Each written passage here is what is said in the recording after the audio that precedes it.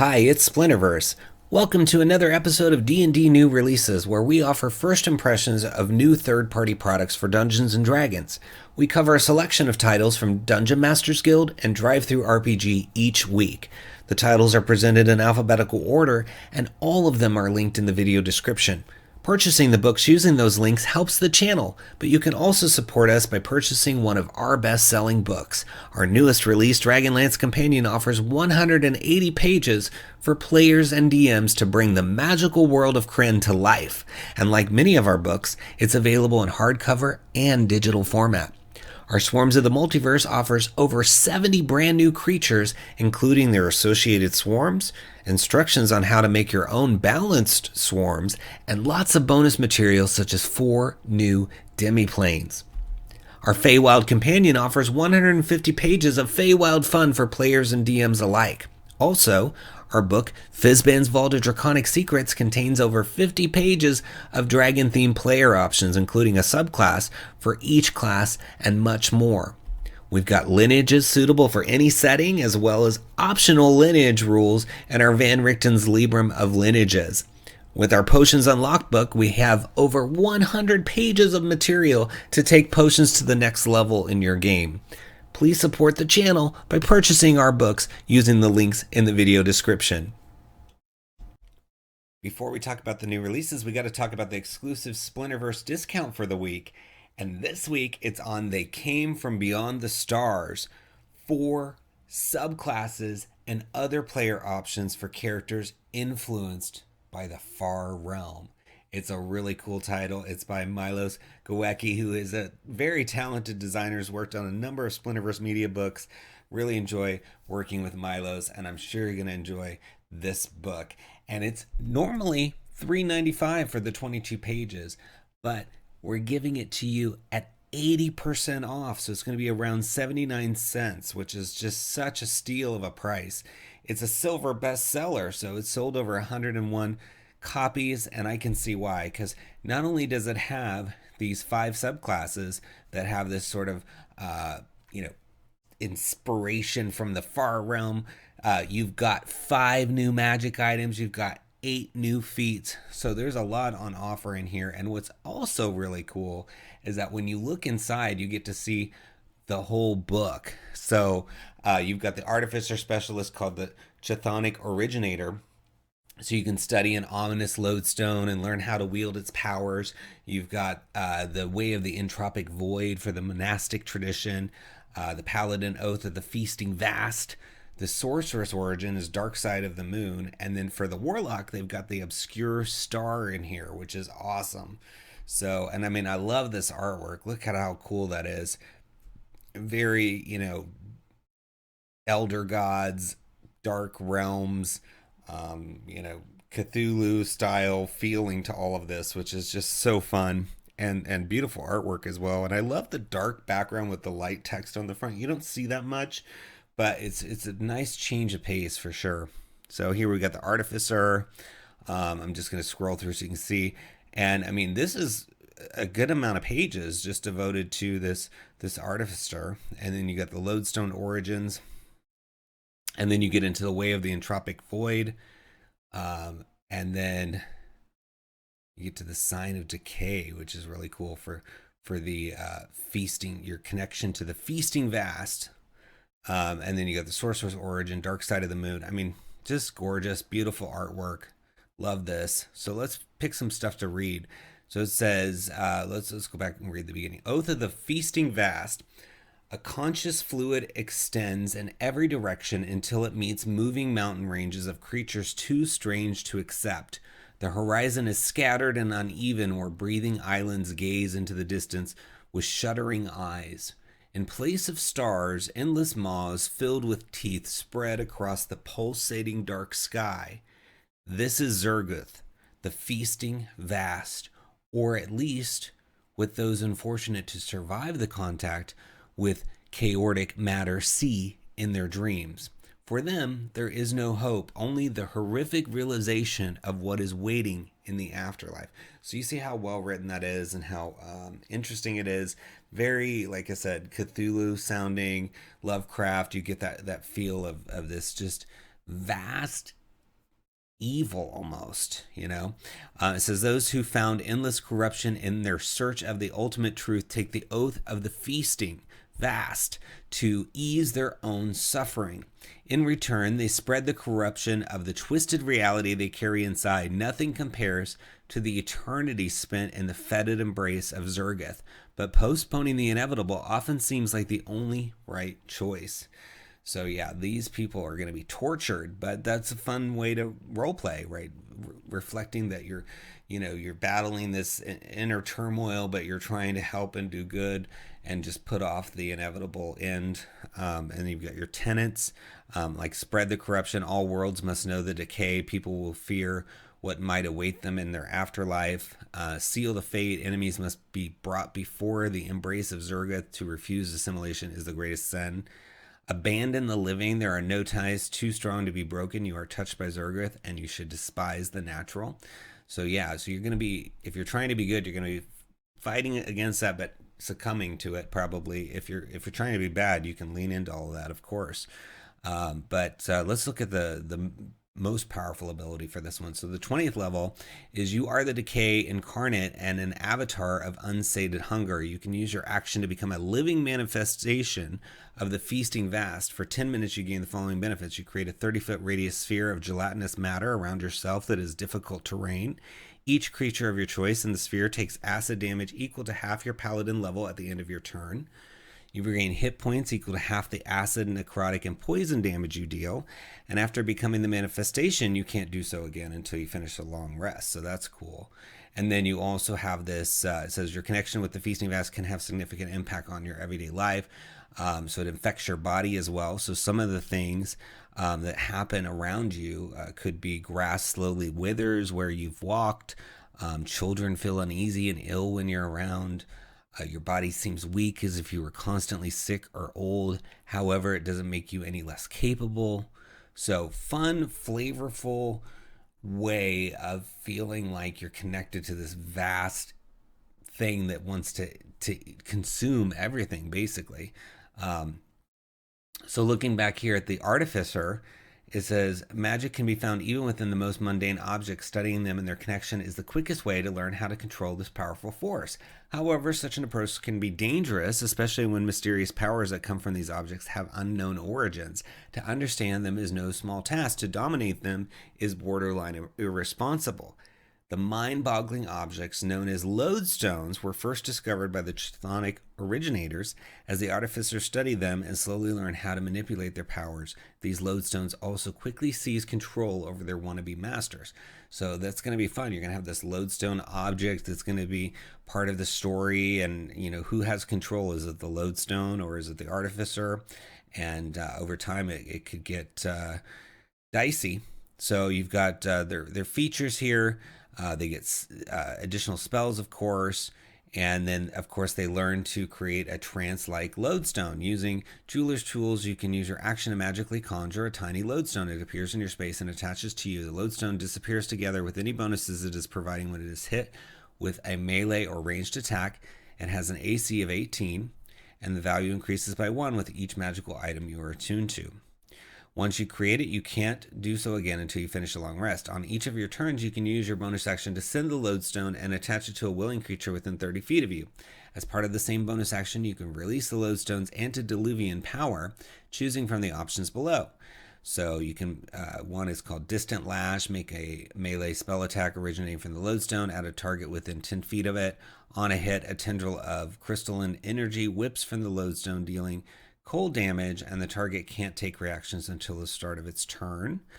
Then you've got Mind-Rending Pulse. The lodestone emanates an echo of an inscrutable entity. Each creature you choose within 10 feet of the lodestone must succeed on a wisdom saving throw against your artificer spell save DC, or become blinded and deafened until the start of your next turn. And then you got Undulate. The lodestone and the creature is attached to gain the effect of the mirror image spell. However, each has only one duplicate, and its AC is equal to your artificer spell save DC. This effect lasts until the beginning of your next turn, or ends early if the lodestone detaches. And then finally, Unworldly Rise. The creature your lodestone is attached to gains 30-foot flight speed until the beginning of your next turn. So fun stuff that you can do with the lodestone, and that's just at third level. You've got other things too. So while the lodestone is attached, its target gains temporary hit points equal to your proficiency bonus plus your intelligence modifier for the 5th level. And then 9th level, you can attempt to attach the lodestone to an unwilling creature. And then it says they have to make a save, and each turn the lodestone remains attached to the unwilling creature. The target takes psychic damage equal to your proficiency bonus plus your intelligence modifier instead of gaining temporary hit points. So yeah, you can use it offensively as well too. So that's cool. And then 15th level, you have become a conduit for the lodestone. Your skin is covered in a substance that constitutes the lodestone, so your AC goes up. And then each time you use any lodestone power, you gain the same benefits as if the lodestone was attached to you, so double the benefits. And when you make a melee or ranged weapon attack, you can add your intelligence modifier to the attack and damage rolls instead of the normal modifier.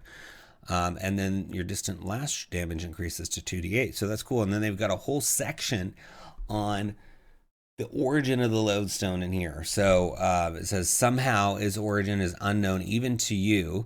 You first saw it in your dreams only to discover it in your possession the next morning. So that's a good little backstory. You've got, it comes from Celestial Nadir, a secret demiplane of the Emmeskari. Their artificers use nadir crystals to enhance their bodies and later to imprison an entity known as Pandorum. So yeah, number of 8 different choices here for the backstone of your lodestone and how it came to your possession. But in any case, for less than $1, around 80 cents, you can get this awesome book with all of this beautiful writing and fun effects for your collection. And it's for a limited time. You know, these discounts last for about a week and then they're gone. So you want to take advantage of it as quickly as you can. Add this book to your collection, support this creator, and you'll be happy you did. So look for it in the timestamps. It's going to be the first one under They Came From Beyond the Stars, or you can go to the pinned comment and it's alphabetized there as well. First from the DM's Guild, we have Adventurer's Atlas, a guide to shops, inns, and notable places from OK Media, $9.99 for 45 pages. And it says it's the ultimate guide to the most interesting and exciting places for your TTRPG campaigns, from the abandoned Circus of Wonders to the Chapel of Universal Healing and the Phantom Hideout. This comprehensive guide has everything you need to bring your adventures to life. Throughout its 44 pages, each entry includes detailed descriptions of each location, complete with intriguing NPCs, exciting events to spur adventures, and items and services for purchase where applicable. So there's 20 different locations from the mundane to the fantastical.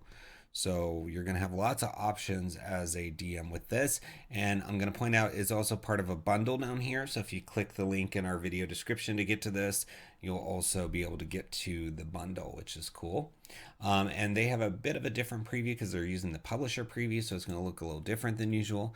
So you see here the table of contents, which is all the different locations. So Abandoned Circus of Wonders all the way down to Wandering Minstrel Music Shop. And it looks like they even have a sewing location, or like maybe a tailor, the Golden Goose Inn. I mean, quite a variety of options. So when you do a publisher preview, you can kind of jump through the pages in the book, so it's not going to be continuous. You've got the Abandoned Circus of Wonders here, and then you get the Chuckling Cauldron. And you can see that they're including some inventory lists in some cases, which is always useful. You could never have enough price lists and things available for sale, so that you can quickly jump into that when your characters need a shop. So it says this is the Chuckling Cauldron. It says a whimsical and playful magic shop that specializes in creating magical potions and brews. The shop is located in a cheerful yellow building with a large cauldron hanging from the roof, and it is always filled with the sounds of laughter and bubbling liquids. The owner, a mischievous gnome named Gigglepot Boilebubble, is known for her love of practical jokes and her willingness to share her latest creations with anyone who stops by for a visit. And then it goes into like what the shelves look like, and then you get down here a whole section on Gigglepot, and you get the typical, personality trait, ideal, bond, and flaw, but you also get a little backstory section. It says Gigglepot was born into a family of witches, but was never the serious type. Instead, she always found joy in the unusual and the absurd. She spent her childhood playing pranks and brewing bubbly potions, and eventually turned her passion into a career as a purveyor of magical odds and ends. And so there's a whole table of events that could happen at this location. So one of them is a mischievous fairy causes a ruckus, causing potions to spill and ingredients to mix in unexpected ways. So you could have some fun with that. And then another one is a group of ghostly pranksters invade the shop, causing Gigglepot and customers to play along in a magical ghost story. That could be fun, having to sort of act out a ghost story. That could be cool. Or this could be just happening around the characters. These don't have to be full-blown, encounters, side stories, or things like that. It could just be behind you. There seems to be, the owner seems to be engaging a ghost and acting something out in front of some children or whatever, right? And as I said, you've got this whole price list with things like Back of Holding, Snack Edition, Belly Laugh Boots, Comic Wand, Funny Glasses, Gag Gift Box, and then, other things like, a vial of acid, vial of perfume, artisan's tools, certain potions. So yeah, that can be really helpful. So now we'll read a little bit about the Abandoned Circus of Wonders. So the Abandoned Circus of Wonders was once a thriving and magical place filled with acrobats, fire breathers, and fantastical creatures. But that was many years ago, and now the circus lies in ruins, overgrown with weeds and shrouded in mist. The main tent is still partially standing, but the once bright colors have faded and the canvas flaps in the wind. The performers' tents and animal cages are scattered about, many of them in disrepair. However, whispers persist that the circus is not entirely abandoned. Some say that the ghostly performers still put on shows in the dead of night and that strange creatures roam the grounds. It's said that those brave enough to venture inside the abandoned circus may find hidden treasures, but also may never return. So yeah, you gotta be careful going to this circus. But you've got Luna the Bearded Lady, backstory on Luna, various events, and then some supernatural occurrences like spectral acrobatics. A ghostly figure performs a series of death-defying acrobatics that seem to defy gravity and logic. So that could be cool to watch. And if it's a specter, a ghost doing this stuff, maybe that's how it died. It was doing its tricks and it missed the net or something. So could be fun. You never know when you're going to just need to drop a location in. What I like about these is they seem kind of detached from the surrounding area.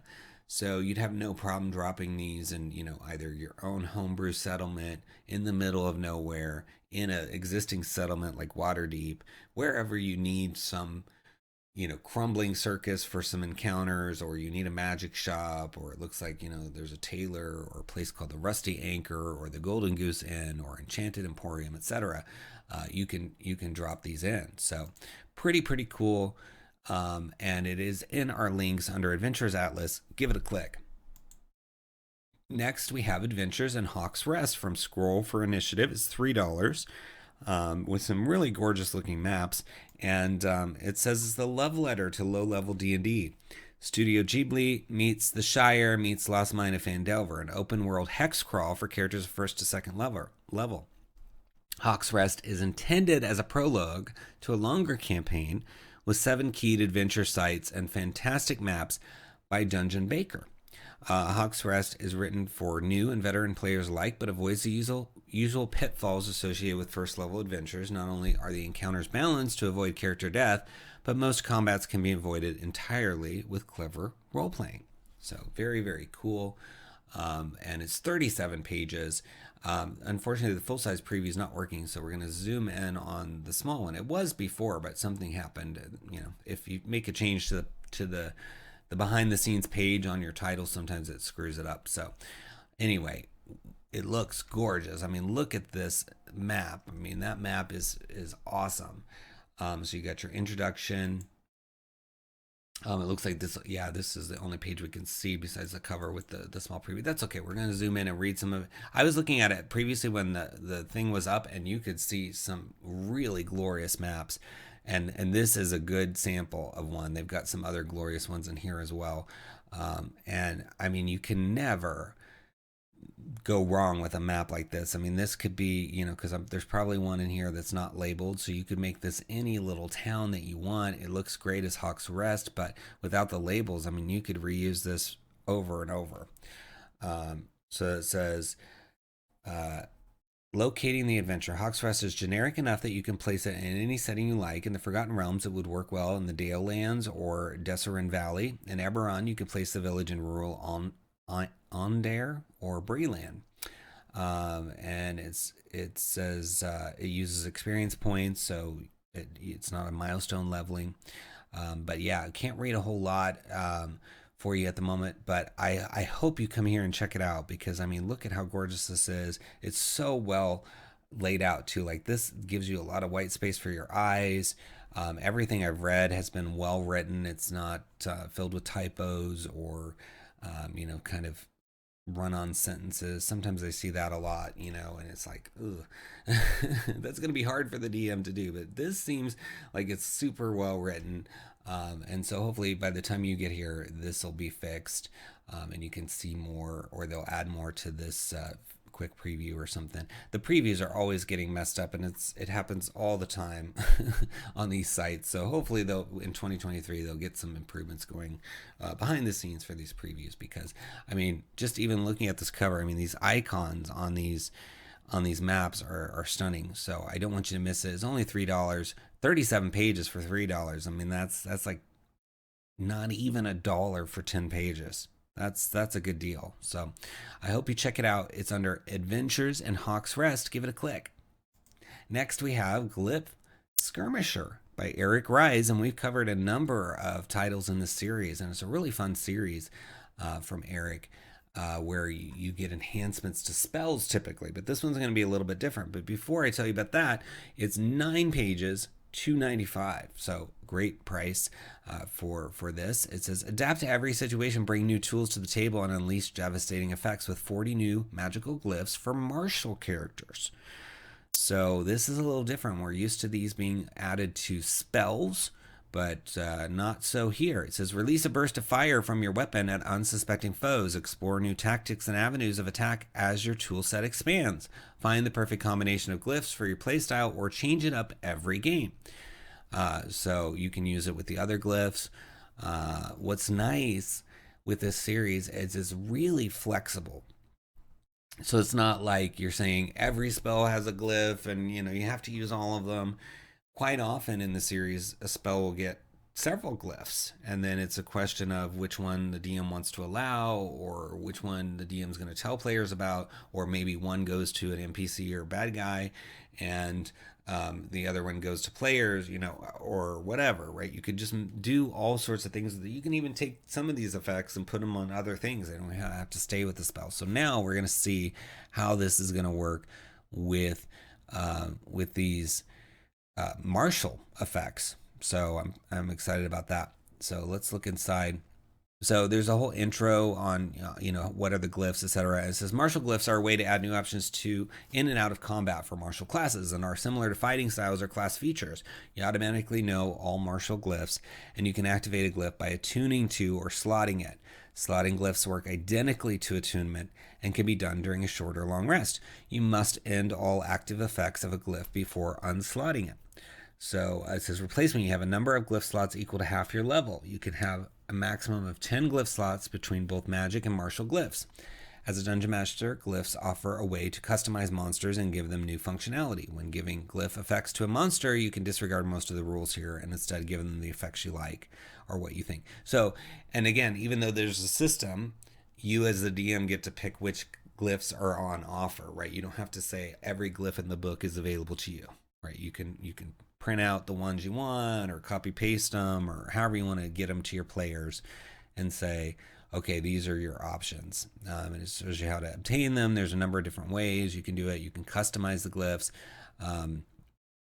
It says the Glyph series began as a way to customize spells, and you may already be familiar with the other entries in this series, but martial glyphs expand on that and aims to offer magical options for classes that don't have access to spells or spellcasting.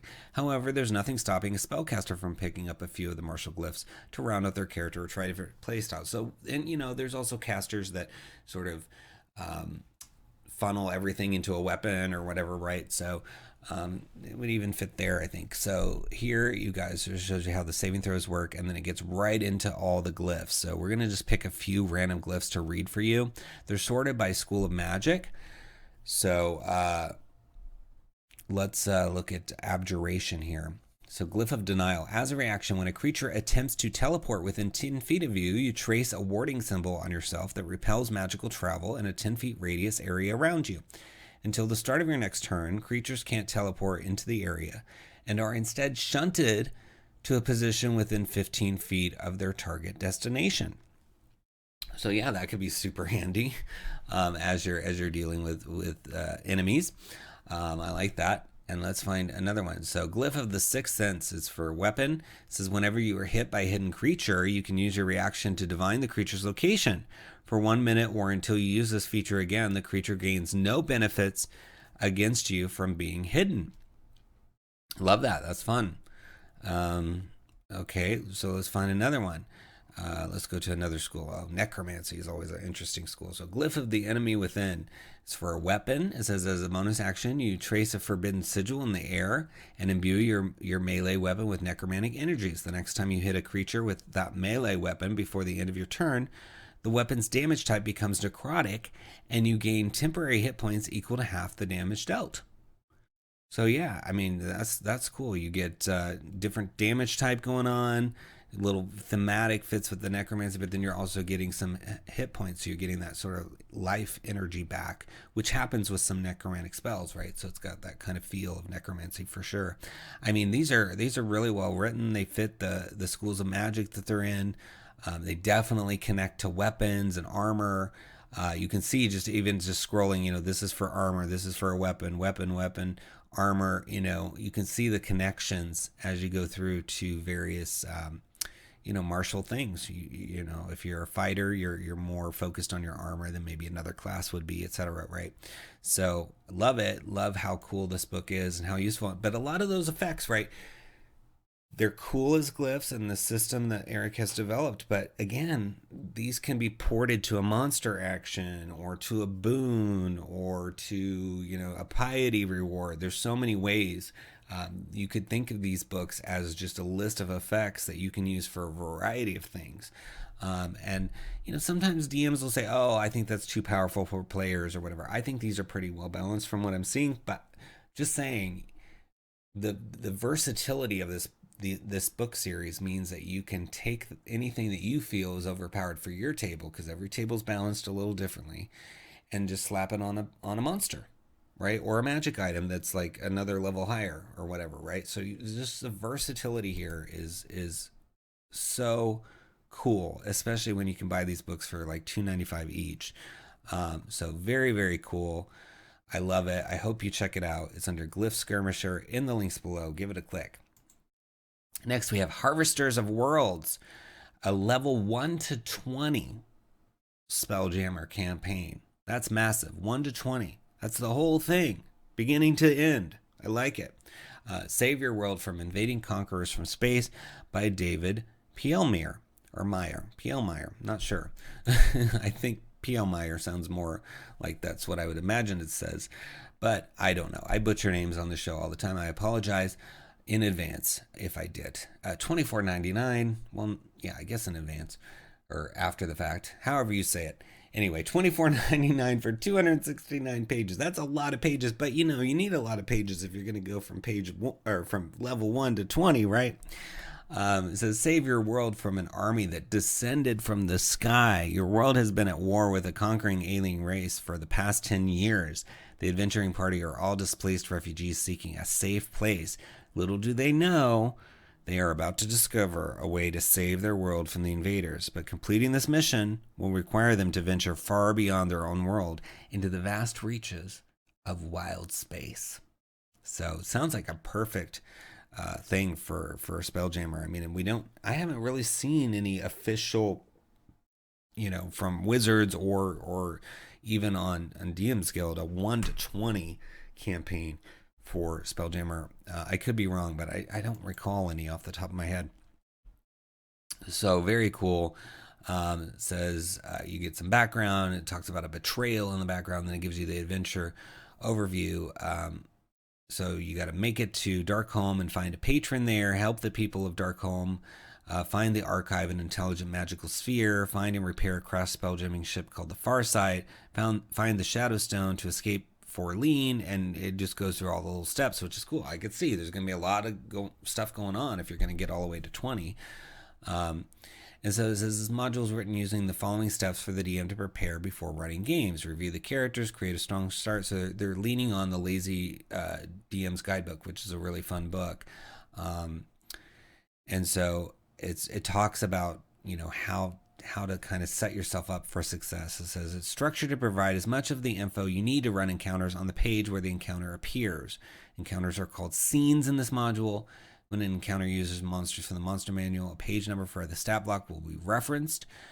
Any custom monsters will have a stat block included next to the scene where they would be needed. Maps will be linked to in the appendix. Similarly, relevant NPCs will be included near the scene where they will be first encountered. There will also be a section at the end of each session outlined with the NPCs and monsters all in one place. So that's nice, because some people want it like embedded in the middle, some want it all together at the end. So this book is going to give you both, so that if you have either preference, you should be satisfied. Yeah, it talks about, you know, just kind of their philosophy, which I appreciate, because that's nice to read that before you read further, because then you kind of have a frame of mind of where they're coming from. But here you can see the faux lean maps, which I like. I like that you can see so much landmass here and different places like Ewalker. And then it talks about the prologue, which is a crash landing. It says, in this prologue, the PCs will get to know each other aboard the Spelljammer ship they are passengers on. They will then be attacked by 𝙤𝙤𝙘𝙀 and crash land on Foline. Finally, they will meet up with some refugees in a town called Rosedale. So there's a freak wild storm, it looks like. As they get close to the planet, read this. The planet below is a pretty blue and green is pretty blue and green with small ice caps at either pole. It looks like a nice place from this distance. And then when they reach the atmosphere, you read, as you skim through the upper atmosphere, 2 𝙤𝙤𝙘𝙀 battleships appear above you and descend toward the Intrepid. You hear Captain McPherson yelling orders, and sailors begin to man the ship's weapons. So then you're going to have some battles. And then when you get to Rosedale, it says, this town looks like it was recently attacked by an army that left few people alive and fewer buildings standing. Slight wisps of smoke still rise from a few buildings. A refugee camp has been hastily constructed on the edge of town, and you can see more refugees arriving from the southwest. So a lot going on. I like that you get a lot of flavor text for each of the different things that occur, so that you can use or lose those. You know, you can use your own words as well if you want. Instead of reading aloud these, but it's nice that you have those options. So it seems like they're going to, you know, really prepare you. You can see an example. It says use stat block in Monster Manual page 160 for the 𝙤𝙤𝙀𝙀 warriors. So they're really trying to set you up for success here, which I appreciate. So, but I mean, I'm always excited to see any book from Wizards of the Coast or otherwise where it's like 1 to 20, because that's a lot of work. And it's exciting to see the opportunity, because a lot of campaigns end well before 20. So to have the option to take it all the way to 20 if you want to is cool. So look for it in the links below under Harvesters of Worlds and give it a click. Next, we have Populate the World. 137 ideas of characters with personalities, backstory, and fun curiosities from Vincius Swartz, $4.95 for 45 pages. And it says, the diversity of races and backgrounds represented in this book ensures that the characters are believable and engaging for players. Additionally, the book provides suggestions for how to incorporate each character into a campaign, including information on personalities and unique characteristics. It makes the creation of NPCs on the spot much easier and quicker. By providing a wide range of characters and ideas for their use, this book aims to alleviate the burden of character creation for game masters and enhance the overall gaming experience. And that's so true, you know. If you're playing in a setting that has, you know, a decent population, even if it's just at a town or city that you visit, you can't possibly generate every single stat block for every single person you're going to potentially encounter, right? So I think you could do that, but then you would probably never have time to play the game, I guess. So having books like this where they just give you stuff, you know, the backstory for characters, you know, you can use random stat blocks for these characters, like commoner stat blocks, etc., right? But what you really need is their names, you know, their alignment, their traits, their backstory, stuff like that. So this book is filled with that. You can see here, we've got 𝘏𝙤𝙘𝙀 right off the top, a male dwarf, lawful good. His personality traits are diligent, honest, and loyal. And it says 𝘏𝙤, born and raised in the renowned Dwarven stronghold, descended from a long line of celebrated blacksmiths and was trained in the art of crafting weapons and armor of the highest caliber in the kingdom. He took great pride in his craft and aspired to create the most exceptional pieces. One day, a young girl appeared at his doorstep claiming to be his daughter, conceived during a journey he had embarked on years ago. Initially, he was skeptical, but she presented him with written proof and told him that her mother had passed away and her last wish was for her to find her father. 𝘏𝙤 took her under his wing, but he was still unaware that she was a spy sent by a rival with the intent of stealing his secrets and enchantments. So that's a really interesting story. I like that. And it kind of has a twist to it, right? Like, I was not expecting it to go that way. It says, Curiosities, 𝘏𝙤 is fascinated by ancient dwarven artifacts and their design. He also has a keen interest in the history of his people and uses his craft to tell old stories.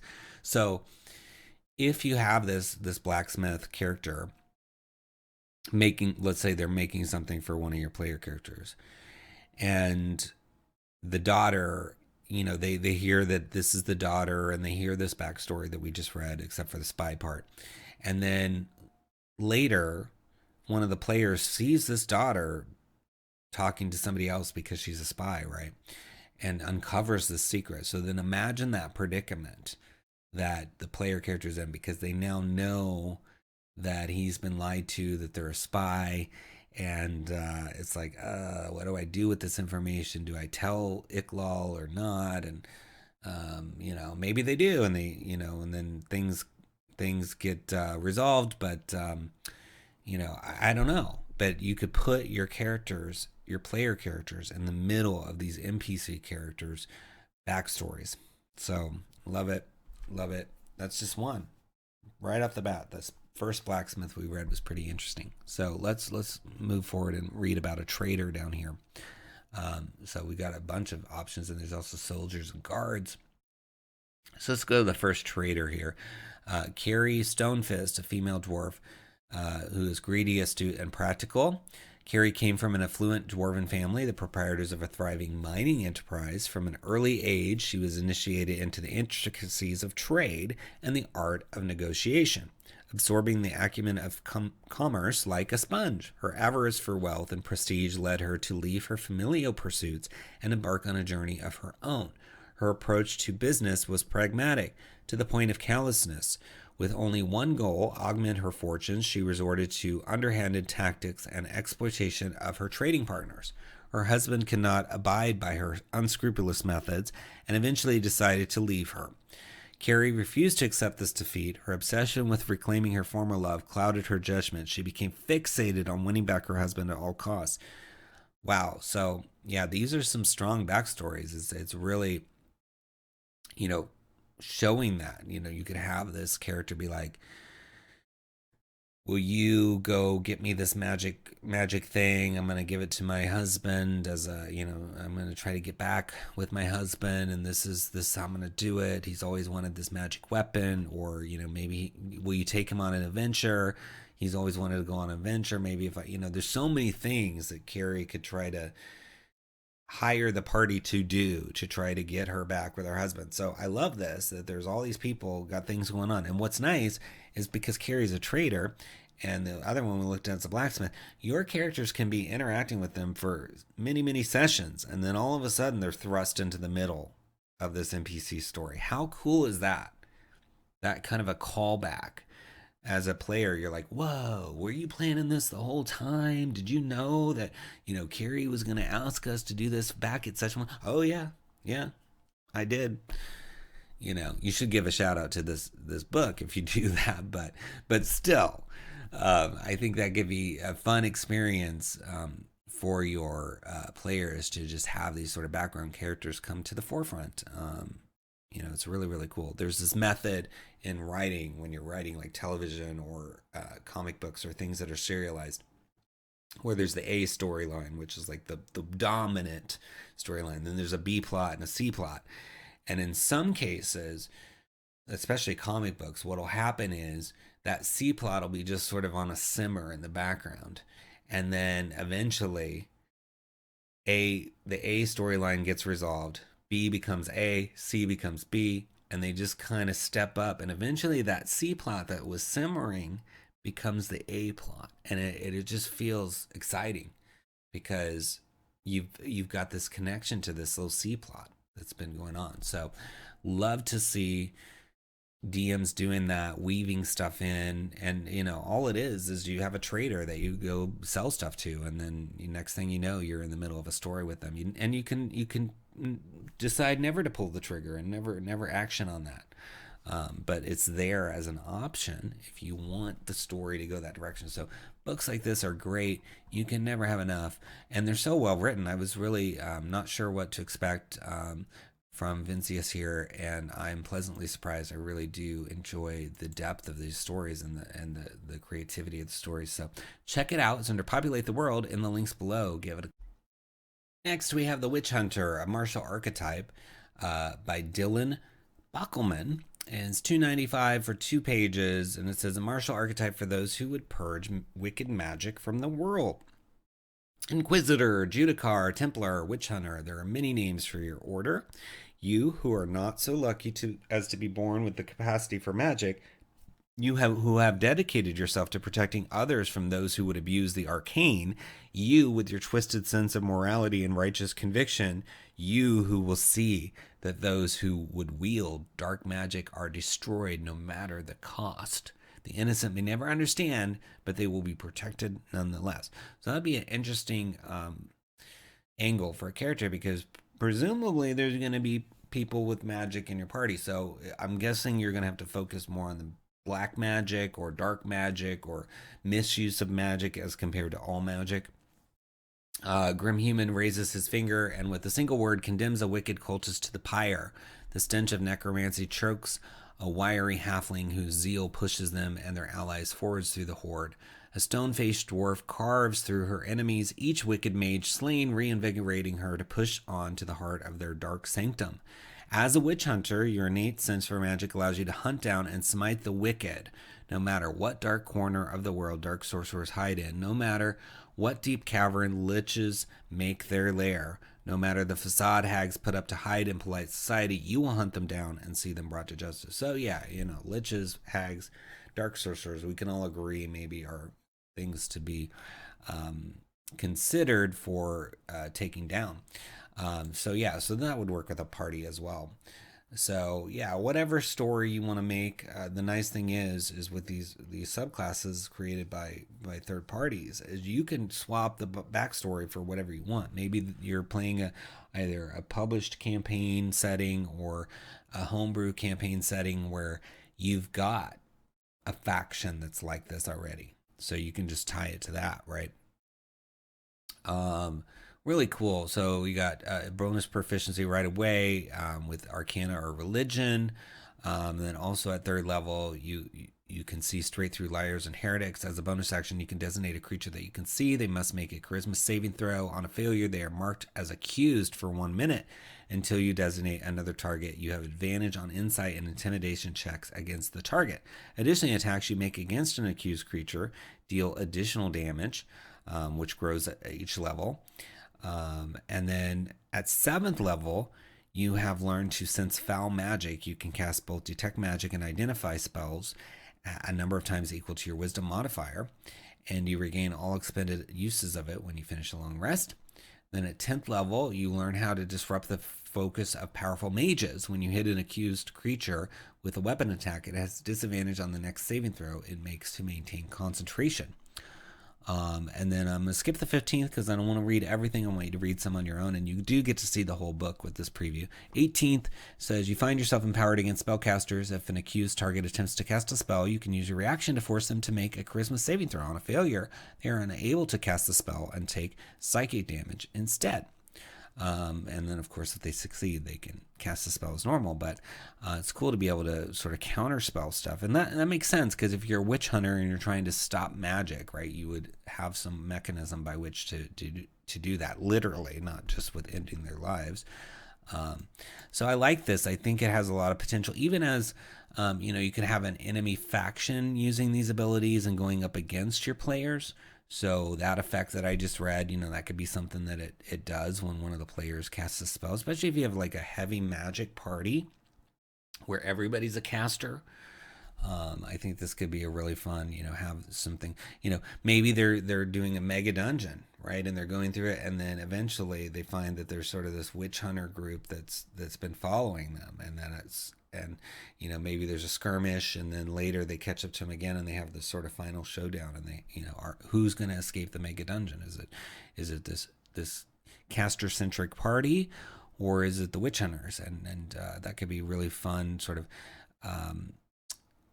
Conflict, and with storytelling, it's always good to up that conflict to keep your players engaged, keep them at the table, keep them coming back, etc. And so if you think about it, if you're in a mega dungeon and there's some other objective that's top of mind that they're focused on, and then now this behind them chasing them is this witch hunter faction, right?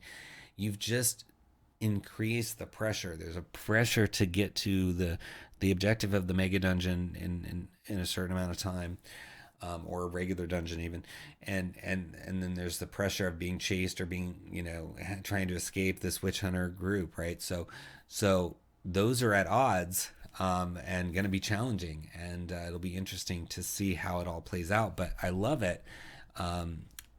So see how many ideas I'm getting from just these 2 pages. So fun stuff. Check it out. It's under Witch Hunter Martial Archetype in the links below. Give it a click. Next, we have Xenbox Guidebook, Volume 1 from Gabriel Groh. It says it's an expansive collection of new options for players and DMs, and it's $4.99 for 89 pages. It says you'll find everything you need to incorporate Xenbox mechanics into the world's most popular role-playing game. I'm not sure what Xenbox is. Maybe it's a term, video game term or something. It reminds me of like Xbox, but I don't know what Xenbox is. Included in this supplement are 34 subclasses, 2 species, 4 subspecies for dwarves and elves, 2 backgrounds, 83 items, 9 spells, 2 new feats, and several optional rules to make the very most of your Dungeons and Dragons campaigns and one-shots. Delve deep into the Xenbox and expand upon your character creation and world building with more than you ever thought possible. It says this is by far the largest product ever created by the Xenbox and will bring you countless hours of fun for your game. So maybe Xenbox is like a brand for Gabriel. I'm not sure. We'll see. So you've got all this stuff. I mean, it is a lot. You've got barbarian subclasses, colleges for the bard, domains for the cleric. I mean, I'm seeing 3 of each so far. And then you get, even with the wizard 3, the only one that has just 2 is ranger and the paladin, it looks like. But that's a lot. I mean, at least 2 for every class, starting with barbarian. So that's good. And then you've got species. You've got the moonwalker orcs, straw folk, and then various types of dwarves and elves. And then you get some backgrounds like the Enlightened One and the Guru, equipment, spells, feats, and rules. So, I mean, this is packed full of stuff for only $4.99. So that's a good price for this. The Xenbox started as a general sandbox-style campaign setting that has grown far beyond its original design. Now the Xenbox provides content for players and DMs alike. So it is kind of like a brand. Sounds like it is, but that's a cool name because it started as a sandbox adventure and grew into something else. So we got subclasses, and we can see just the one for the barbarian here, path, or actually 2. We get to see a little bit of Path of the Hunter as well. So you got the Path of Peace and the Path of the Hunter. So Path of Peace, the barbarians who take the Path of Peace seek to subdue their rage and violent tendencies and make excellent protectors. They frequently attempt to prevent combat and try to end inevitable violence as quickly as possible. These barbarians are known to take on enormous amounts of damage in battle, standing between their enemies and their allies. So very, very cool. Sounds like a good concept for a barbarian. Let's see what their first and their last abilities are. So at 3rd level, you learn to carefully choose your words when attempting to calm someone down or improve relations with them. You gain a bonus to charisma-based skill checks equal to your constitution modifier. And then the last ability is Peaceful Paragon. At 14th level, you embody peace. When interacting with humanoids, their starting attitude is improved by 1 step. Hostile to indifferent, indifferent to friendly. And then Path of the Hunter says these barbarians are more at home in the wilds than any of their kin. They use their knowledge of the land to hunt down their enemies and annihilate them. Trained in the art of tracking, hunter barbarians are experts in hunting down their prey. They become one with nature, and they use their skills to hunt down their enemies and protect their loved ones from any who would do them harm. And then it says hunted prey. At 3rd level, you choose a creature type, humanoid, plants, undead, etc., and you gain advantage to hit that type of creature and advantage to track them. You also double the damage from your rage against creatures of this type. So, yeah, I mean, interesting options right off the bat. And this book is 89 pages of options for $4.99. So that's quite a low price for so many pages. So hopefully you'll take advantage of that low price and get some really good options for your table. So check it out. It's under Xenbox Guidebook in the links below. Give it a click. Well, that was our last new release for one of the sites. Before we move on to the second site, a few announcements for you. First of all, please subscribe to the channel, like the video, and leave us a comment. All those things help us get the word out. More people find the videos and get to know about all these great releases if you can do that. And I'll respond to all comments personally.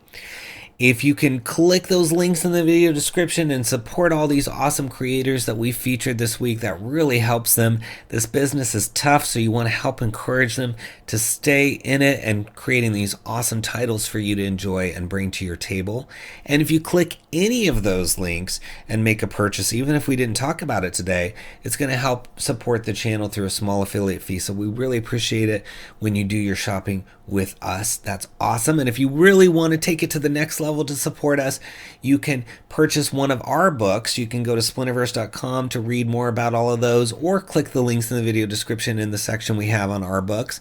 And I'll just tell you about a few of them here now. So our latest one is the Dragonlance Companion. It's 180 pages for DMs and players to really get into Krynn. Everything from subclasses to races, including classic ones like Draconians and Half-Ogres and Thanoi, as well as 2 full-blown adventures, a Tier 1 and a Tier 2 that you can link together for a full campaign.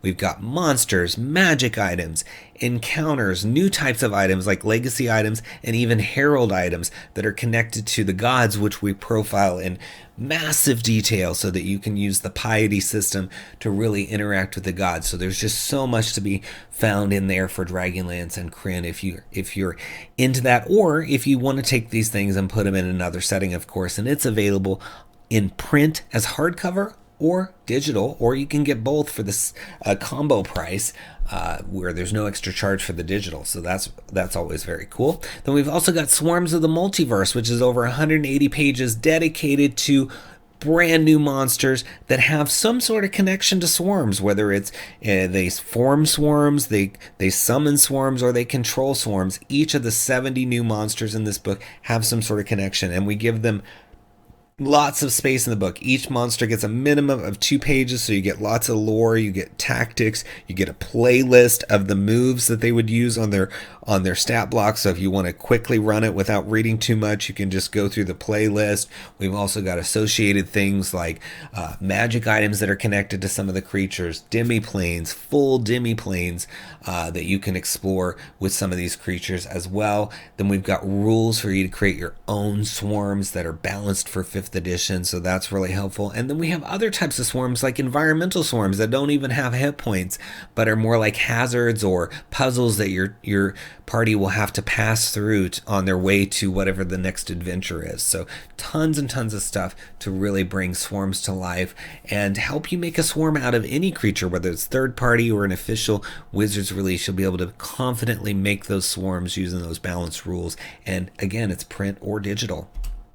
Then we've also got our platinum bestsellers here with the Feywild Companion, which is over 150 pages devoted to the Feywild, the plane where everything is Fey, and it's really a fun place to explore. It's a little bit different than the material plane, so you can have a really unique experience that kind of turns things on its head.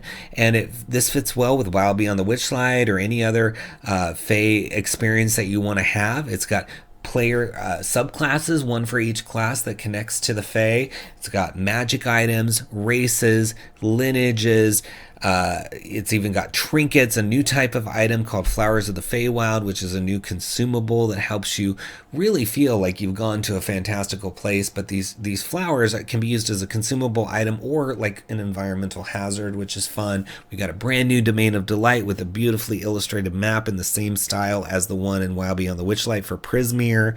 We've got full adventures, encounters, monsters.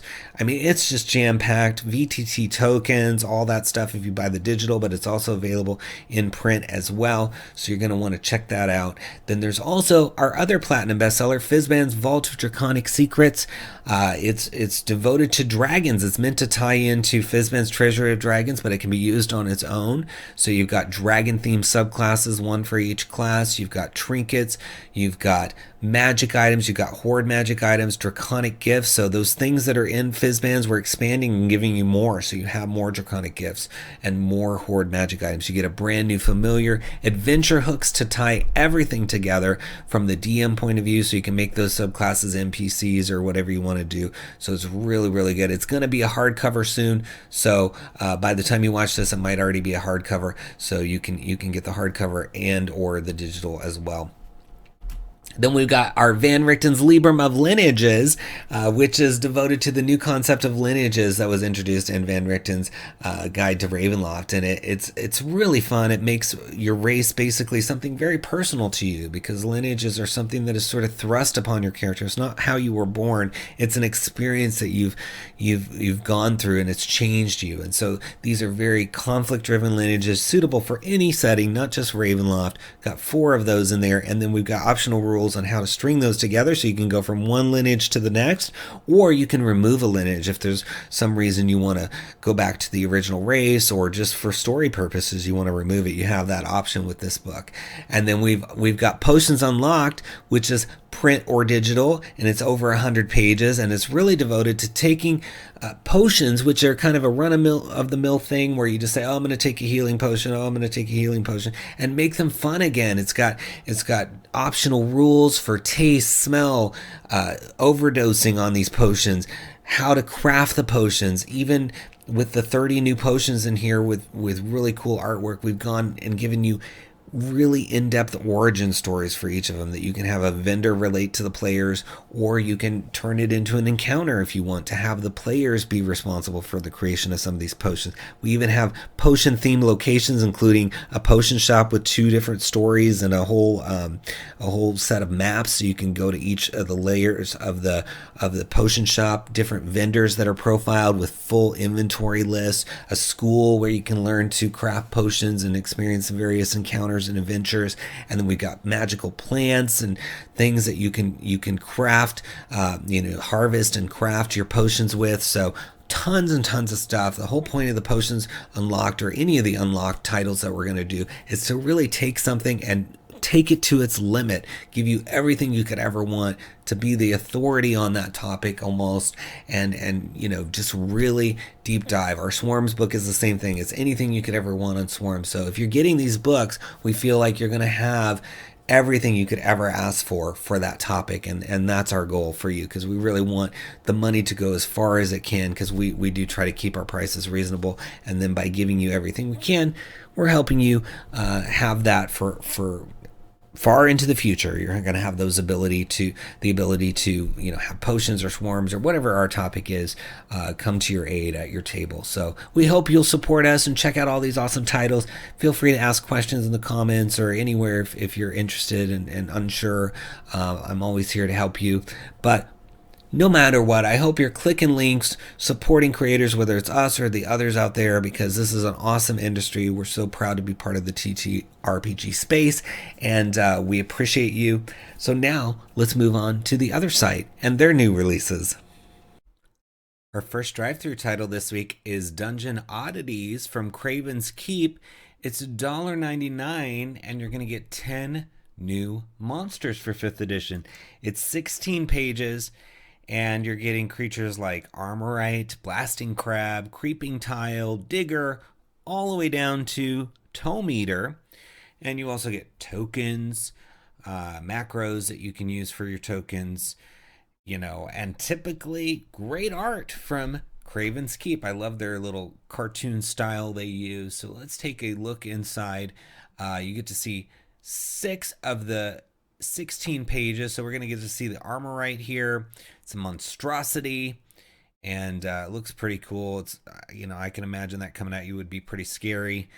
And it says, these hulking creatures are a terror to any who may find themselves in their path, trampling along on thick segmented insectoid legs. The Armorite charges at its victim to slam it with its naturally thick outer shell in order to knock them prone.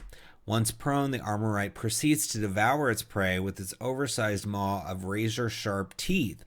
It is well known that a hungry Armorite will let no obstacle stop it from reaching its meal. They will smash through solid stone or thick trees to pursue their quarry.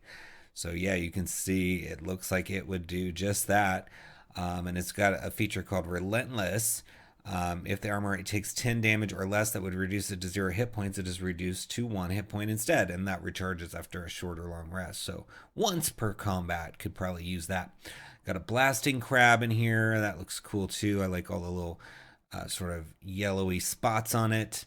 And you got the creeping tile. We'll read about that in a second. It looks like it pops out from the ground. It looks like that's awesome. And then you've got the digger. So let's read about this creeping tile. It says, these strange small creatures are believed to come from an ancient spellcaster's experiments with elemental summoning. They possess the ability to glide effortlessly through natural stone-like earth elementals, but do not possess any capacity for morality and servitude. The creeping tile is usually seen in long-lost dungeons where they torment trespassers by gliding under stone tiles and flipping them out from underneath the target's feet. On occasion, these creatures may be unleashed to be used as rudimentary security for stone compounds and lairs. So yeah, this thing could be lying beneath your feet and pop up and harass you. It has this ability called Flip. It says if the elemental has burrowed under another creature that is medium or smaller, it can use its action to emerge from the ground. The targeted creature must succeed on a dex saving throw or be knocked prone. So pretty fun. I like these. Always fun stuff from Craven's Keep with that really fun cartoon style artwork. And I really appreciate it. And such a great price too. $1.99 to get 10 creatures is very reasonable, I think. So look for it in the video description links under Dungeon Oddities and give it a click. Next we have Featherfoots Arcane Poisons and Foraging Field Guide by 𝙬𝙬𝙬, and it's $4.99 for 69 pages, and it is 5th edition, I believe. It says it introduces the player and GM friendly poison studying and crafting mechanic to flesh out this underutilized tool. Alongside scores of fully illustrated and bespoke fantasy ingredients, each will have a story to tell. You will discover a bevy of unique poisons to play with. So you get 40 detailed terrain-specific plants, flowers, mushrooms, lichen, waxes, and seeds. You know I love plants, fantasy plants and books. 60 thematic poisons to put foraged ingredients to use in a meaningful way. 12 unique items for alchemists and poisoners. 10 terrain tables for ingredients. And then you've got cards for every poison, a foraging field guide, player handout, rules for foraging, studying, and crafting, a new merchant type called the Black Market Poisoner, and then Featherfoot's Workshop, a place for players to craft and flavor personalized poisons. So fun stuff. And just scrolling down, you can see really nice layout and interesting artwork. And it says the poisons contained in this collection are suited to the 5e system, but they can be used with almost any. And I think that's true too, especially the plants, because they're mostly just descriptive. So looking inside, you can see it goes into like studying, crafting, foraging, and then more on that, as well as getting into the poisons by sort of environment. And then you get into like the workshop and other things at the end. But lots of interesting sort of intro material for you to use. I love these symbols that 𝙬𝙬𝙬's using for the DCs. I think it's really cool. And you see those throughout. So you've got a study of 12 hours DC 12, but to craft it's 24 hours DC 15. So really cool. And then it gets more details into the crafting and the foraging. And then we start getting into some of the arcane ingredients. So I always love reading, like I said, about fantastical plants. So I think this could be a really fun section to read for you. So Bloodleaf Petal, once a fairly rare flower, now this beautiful cherry red specimen can be found in almost any environment and has several applications as a medicine and painkiller, being used to numb toothache and also to dampen the effects of a hangover. Typically, the bloodleaf flower has a sweet raspberry-like fragrance, but under the moonlight, its scent changes to a fierce aniseed smell that can be detected from much further away. So yeah, these details, having somebody in the party, even maybe an NPC interested in foraging and nature, maybe a druid, can really make whatever location, whether it's the Forgotten Realms or Krynn or wherever, your homebrew world, it can make it feel like it's not Earth, because we don't have bloodleaf petals here. We do as a concept, but not as a real flower, right? So I think describing, that's one of those flowers we saw this morning, but now it's night and it smells different. That's weird. You could work these into the story as just little things, and then later maybe you need some of this flower for a poison, and it just feels like it's a real living, breathing place when you do stuff like that. So you got Bristlewort. It says gnarly bush, often found in dry and mountainous environments. The long thorns on its branches make it a challenge to harvest without injury. Bristlewort has almost black woody stems and deep purple berries that are so hard they cannot be eaten, even after being boiled. The most common use for Bristlewort is as makeshift weapons for resourceful goblins, but the berries can also be used to induce a light sleep if ground up and inhaled.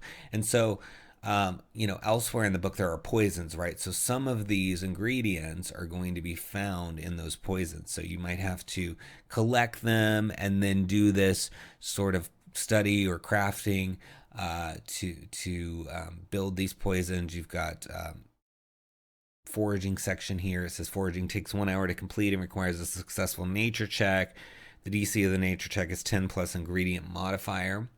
So, the ingredients have different DCs, and yeah, so you can have a lot of fun with this and really bring your world to life, and enjoy all of this. And I think it's really nicely laid out, easy on the eye.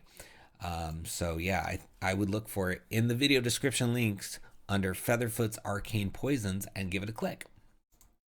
Next, we have Galeron's Grimoire, a system neutral spell book from 𝙬𝙤𝙬𝙧 Studio.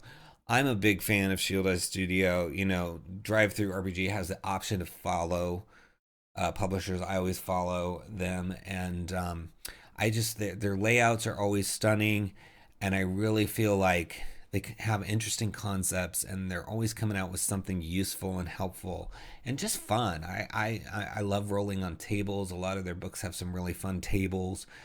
So I was excited to see this one come out this week. I got the little notice from DriveThru. Even though I look at every single book anyway, I would have seen it. It's nice to get that little notice. So there's 54 cards because it is a card set. But what's nice is you can get the PDF for free. So if you want to grab this, get some exposure to how cool 𝙬𝙬𝙬 Studio is, you can for free. And then if you really like what you see and you want to get printed cards, which is, again, these print on demand things, I consider them to be rare, because even though in theory they'll always be available to print, they may not always be. And so if you get a physical printed copy and you have it, I think that's a nice investment as a collectible, because who knows if it'll always be available? Who knows how many were actually printed on demand?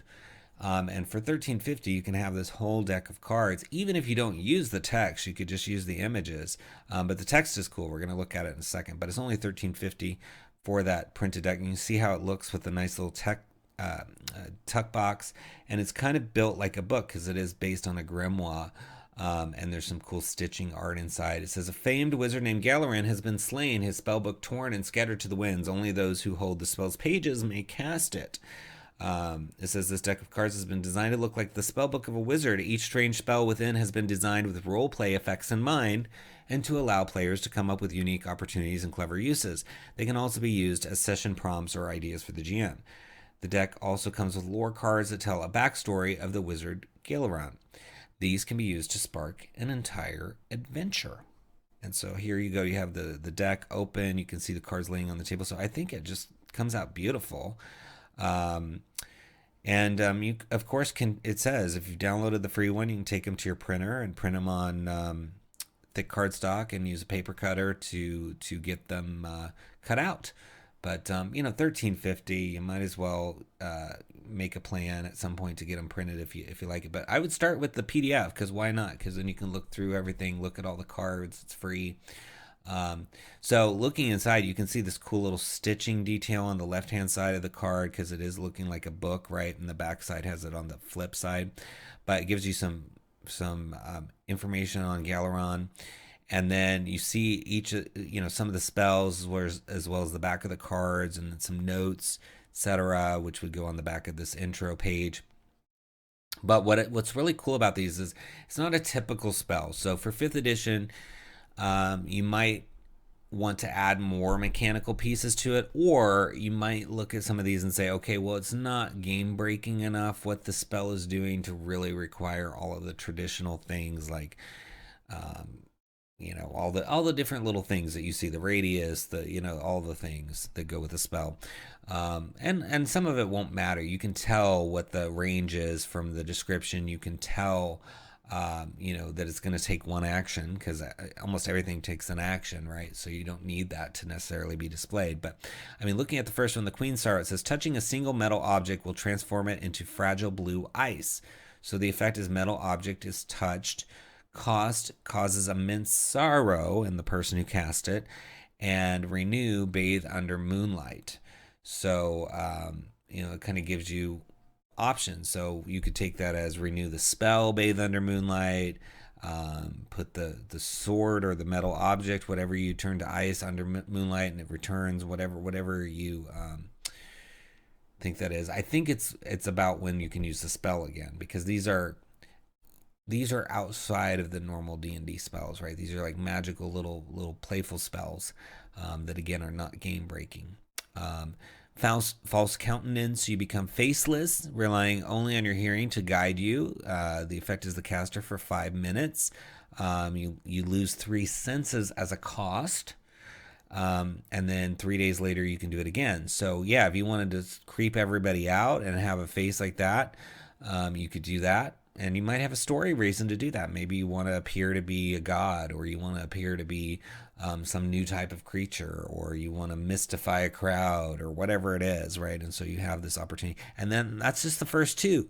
There's Swift Rot, there's Winged Helm, Hidden Lineage. It says if your line can be traced to any royalty, all common folk nearby will be magically forced to bow. So you get Hidden Lineage here. It says peasants within 60 feet are affected. It causes bouts of vanity, and you have to renew it through sitting in a seat of power. So yeah, I think the renewal is about being able to use the spell again. But I love Shield Ice. I've tried to find them on Twitter. I don't think they're on Twitter, because I would follow them there. But so cool, great stuff, and I hope you check it out, especially since you can get the PDF for free. So look for it. It's under Galeron's Grimoire in the links below. Give it a click. Next, we have Planar Bestiary, or Bestiary, however you want to pronounce it, from Monty Cook Games. Bruce R. Cordell and Sean K. Reynolds are the authors, and this book is so awesome. I backed the Kickstarter for this and the other book, Path of the Planebreaker, I think it was, and so fun. So glad I did, and it's just really cool. When I saw that it was released on DriveThru, I was like, yes, this is awesome. I can talk about it because I really enjoyed looking through it and reading through it at home, and I just think you're gonna find so much fun. I mean, the Monty Cook Games brand is always putting out good stuff. I mean, it's guaranteed quality stuff. And so, you can't go wrong there. But it says, this beautifully illustrated collection is filled with over 150 wonderful, terrible, and weird monsters from across the possible challenge rating range to add extra planar excitement to your 5th edition campaign. Whether you're exploring the plains or encountering these creatures closer to home, these monsters add an engaging and unexpected twist to your encounters. So, like I said, it came with the Path of the Planebreaker campaign on Kickstarter, but these are creatures you can use outside of that. So don't feel like you have to get the other book to use it. You really just have to have a desire to have some new creatures. Especially if you're looking at doing something with the planes, and later this year Wizards is coming out with Planescape, right? So I think this is going to be super helpful for that as well. It says challenge your PCs with creatures like the Abolisher of Sorrow. It erases memories so pleasantly its victims don't realize that they're dying. The Galvanic Scar that springs from a wizard's lightning bolt to inhabit living bodies, or a vicious dream sprite known as a Morphusian, which is seeped down from a hidden layer of the astral plane after acquiring a taste for the meal of the real. And so you get encounters at every level, challenge rating from 1-4 up to 29. But the majority of the creatures are 14 or lower. You get inspiring ideas and monsters you can introduce in conventional encounters or while exploring the planes. And yeah, lots that you can use with the Path of the Planebreaker if you want to. Look at that cool gate with all the little eyeballs on it. And Path of the Planebreaker is down here in the also purchased section, so if you're looking for that as well. But yeah, I love this book. I'm so excited for you to see. I mean, it's just stunning. The layout, the quality from top to bottom is just top notch. I mean, you really can't ask for more. You've got the table contents of all the monsters cleanly broken out by alphabet. So it goes from Abolisher of Sorrow all the way down to Zeitgebar Witness. And then you get a table by challenge rating as well. So your intro, and then right into the creatures. I mean, just look at how great this layout is. Really nice. So maybe we'll read about the Abolisher of Sorrow in a second here, and look at the Agonizer with the eyeball hand thing going on. And then you've got this Altar Wraith, which is creepy looking as well. Yeah, I mean, this is really, you want extra planar creatures to be extra. You don't want them to be just like a bear that has, I don't know, different color fur or weird glowing veins or something, I mean, you could do that, right? But how much is it going to feel like it's really another plane with stuff like that? So a book like this, where all the monsters are really focused on bringing you that extra planar goodness, is awesome. So it says, for the Abolisher of Sorrow, this songbird's feathers seem more vibrant, more colorful, and more luxurious than those of other avian creatures of similar size and disposition. Its beak is crimson, and its eyes sparkle like stars. And it's a tiny beast, and it's interesting because it has stealth +7 normally, but then in the forest terrain it gets +9. It's a challenge 1-4. It has this entrancing ability. It says, the Abolisher's song is beautiful and alluring, and those listening may not realize its true effect. A listening creature must succeed on a perception check to notice the song's recollection unraveling effect, because there's this song of forgetting that it also has. So one creature within 60 feet of the Abolisher must succeed on a wisdom saving throw or take psychic damage and lose 1 point of intelligence each round that the Abolisher maintains its song. The target can attempt the perception check each round to notice the ill effect the song is having, or be shaken out of their trance by another's action. An Abolisher of Sorrow's song usually leaves someone who fails to realize its effect with only 1d4 intelligence remaining. This reduction lasts until the victim is healed by a greater restoration spell or comparable magic. Creatures who are native to the Feywild or have the Fey ancestry trait are immune to this. So that's good to know. But yeah, it talks about like how the eggs. It says the nest of a mated pair of abolishers eventually contain 1d4 perfect eggs with shells of iridescent crystal, as beautiful to gaze upon as an abolisher song is to hear. Taking one from the nest is said to strike the thief down immediately with a curse of senility. So see, there's even some story potential in here. You can have a whole, somebody accidentally took an egg or didn't realize they had the egg or whatever, right? Something happened involving this egg, and now you guys got to track it down. But it fits perfectly in the Feywild. But you can have it occur in the material plane as well, right? Wherever you need it to be, coming through a portal in a dungeon, whatever. So versatility. This book is versatile. You got the accumulator. It says born of the elemental chaos and plane of air. So that's a creature for that area. Agonizer's a fiend created to spy on, watch over, or torture other creatures. It looks like a floating, nearly spherical eyeball about 3 feet in diameter with one large iris and several smaller ones scattered over its surface and a 3-fingered claw dangling from its underside. Such a cool design, because you've seen giant eyeballs, but not one with multiple irises. So I really appreciate that. And it says, common to the lower planes. It's not known if agonizers were created independently by demons, devils, 𝘽𝙤, and other fiends, or if one kind of fiend invented them and the others copied the original. Regardless, they can be found on all of the lower planes. So there you go, in service to various evil masters. So you are going to be able to populate the planes wherever you want. They've got you covered, because there's 150 creatures in here. I mean, we were looking earlier at the table of contents, right? So see this? I mean, it's massive. There's characters under, it looks like, every single letter of the alphabet. You've got the 𝘎𝙤𝙤 𝙤𝙤 under Q. So I highly recommend it. I think you're going to be happy you got it. You're going to have a good assortment of CRs. You're going to have a good assortment of planes that are connected to these, and it works either with Path of the Planebreaker or anywhere. And I'm telling you, Planescape is coming later this year, and you're going to want stuff for wherever your players want to go in Planescape. I mean, the possibilities are endless. You know, even places like the Radiant Citadel can be sort of a hub to get elsewhere. So you never know when you're going to go somewhere else. And it's $17.99 for 160 pages. Well worth it. So look for it in the video description links under Planar Bestiary and give it a click. Next, we've got Raiders of the Serpent Sea Player's Guide from Modiphius. It says, explore a doomed world and discover your fate. A guide to Grimoire for the world's greatest role-playing game, and its author is Brent Knowles.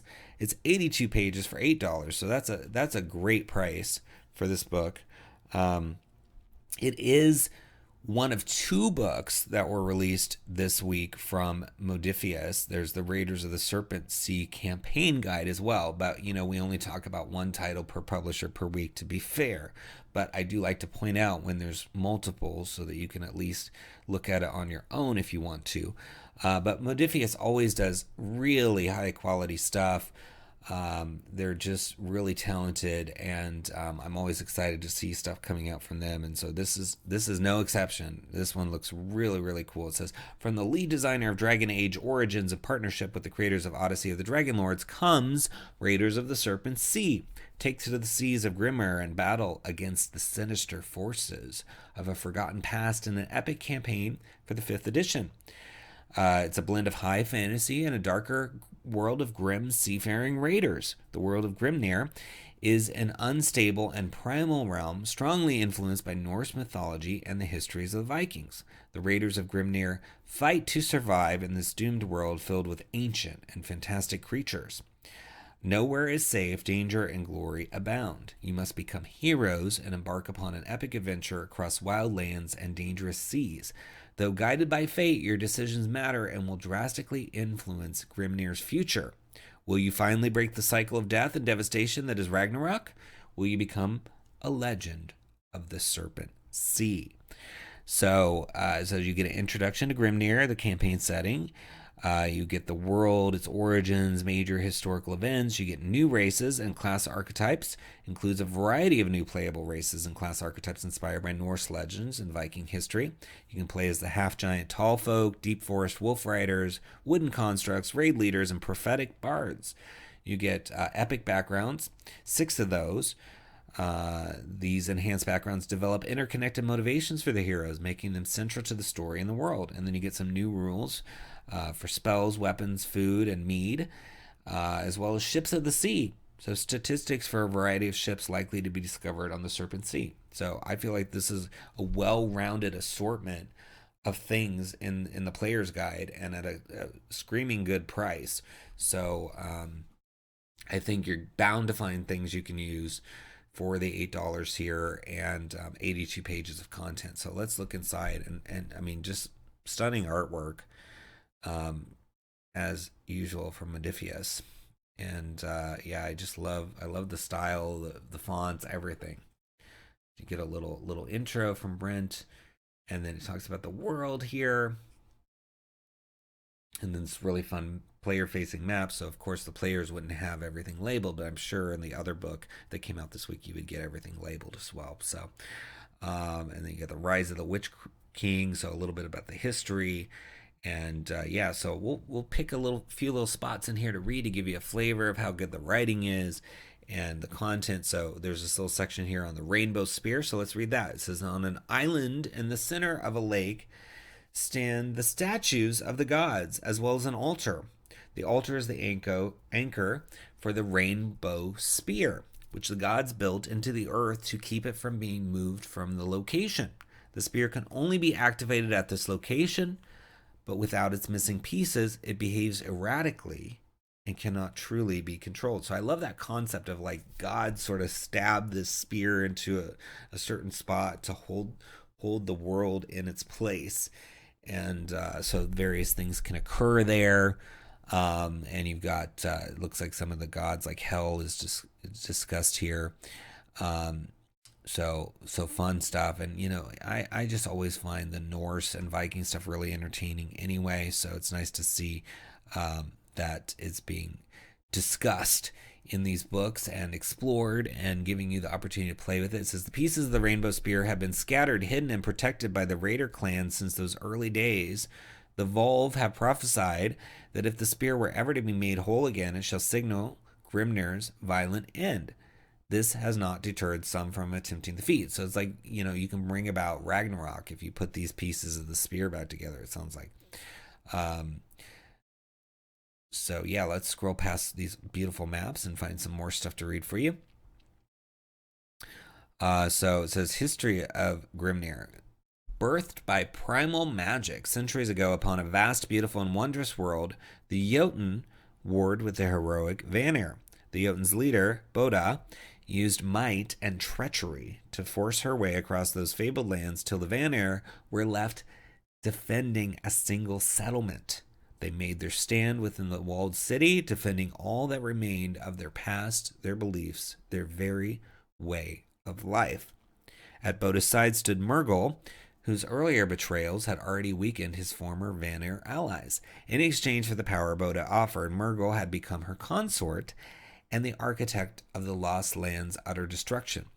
At the bloody climax of the battle, Murghol's own creations, a feral wolf the size of a long ship, a sinewy serpent capable of disintegrating opponents with her poison, and many others joined the fray. Scores perished against these hordes as the beast clambered over city walls and slaughtered innocents. So there's a lot of detailed lore here about the origins of Grimnir, the pantheon behind Grimnir, which is cool for a Norse-inspired thing. You know, the gods were so important to the Vikings. To have this detail is awesome. And I mean, just looking at the contents, right? They're going through all this history for you. And again, this is player facing, so these are things that if your character grew up in this world, they would know. So it's good to be able to read this lore. It's not like it's giving away stuff, right? And then you've got your tools of the raiders, your backgrounds. Those sound really good that they've got some little tweak to how they're doing the backgrounds. They got playable races, the Beastborn, the Tall Folk, the Wicker, and two others. And then you've got those archetypes. So the Path of the Provoked for the Barbarian, the Discovery Domain for the Cleric, the Oath of the Slain for the Paladin, the Ironwood is the patron for the Warlock, and just a bunch of others. And then you get ship types. I mean, even just if you want to use the ship types for some nautical campaign, I mean, for $8, I mean, anything you get out of this book is going to be worth that price. So, I mean, even just this lore and the artwork is worth it to me. So I hope you check it out, and the campaign guide for the DMs as well. On DriveThru. So look for it in our video description links under Raiders of the Serpent Sea Player's Guide and give it a click. Next we have Saurian Isles, or Saurian Island, depending on the cover or the listing here. And it's from Mammoth Factory Games. It says, unearth the legendary horde of the Saurian Isles. And it's $9 for 35 pages. And it says, Temple of Time provides a dungeon master with everything they need to run this adventure island for characters of 8th level. The story can be seamlessly inserted into any existing campaign or run as a unique standalone adventure. You get 8 graded battle maps, paper minis, VTG tokens, and of course the 32-page PDF. So looking inside, you get to see 5 of those pages with some beautiful artwork here in the beginning. Gives you background and credits, and then an overview, and then the list of the monsters that you're going to come across and the different sections. It tells you roughly how long. I love that. I mean, you don't see that a lot. So the Stormy Sea section is roughly a half hour. The Basilisk Bay is an hour. Now, it depends on your group, right? You might have players that question literally everything. You might have players that are long-winded or you might take lots of breaks or whatever, right? So these are estimated times, right? So and you know, maybe if this one takes 45 minutes and you know, okay, from now on it's probably going to be you know, 50% more along the lines, you know, so you can gauge that.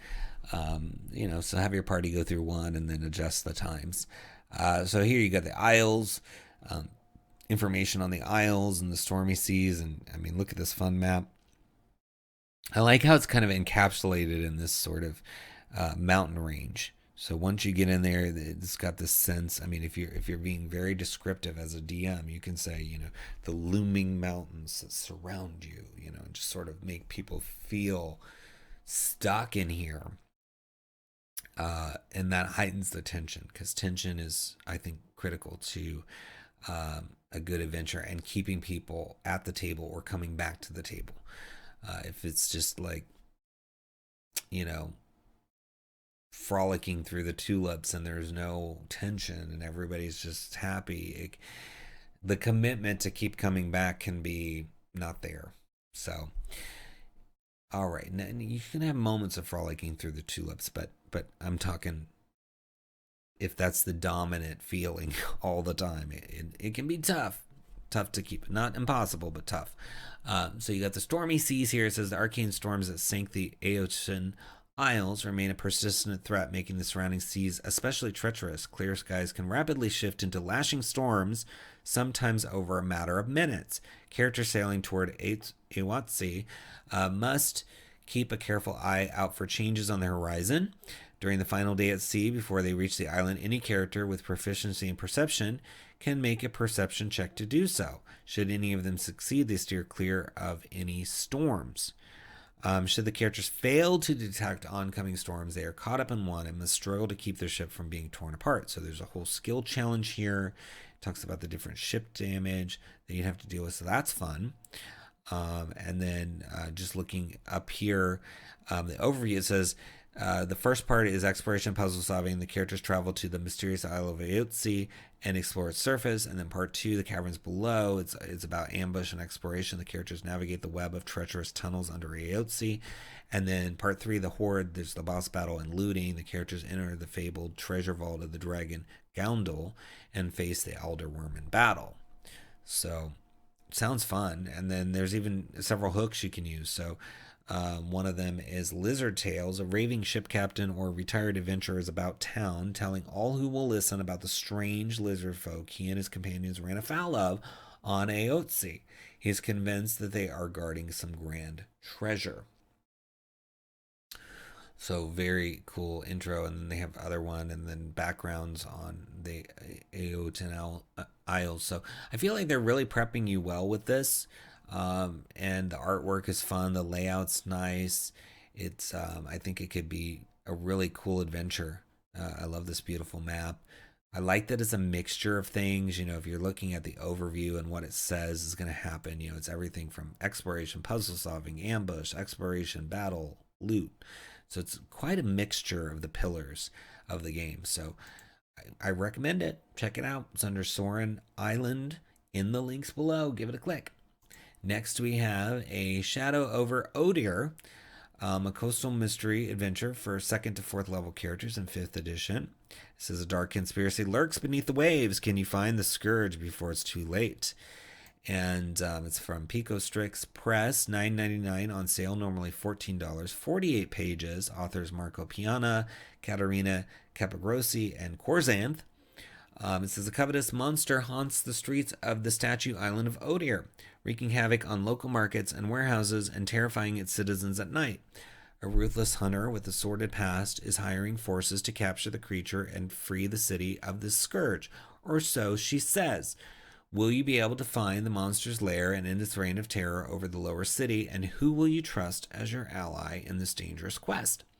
A Shadow Over Odir is a tale of secrets and fears of hidden beasts and covert powers, a tale of hard choices and hidden motives that will put your morality at risk every step of the way.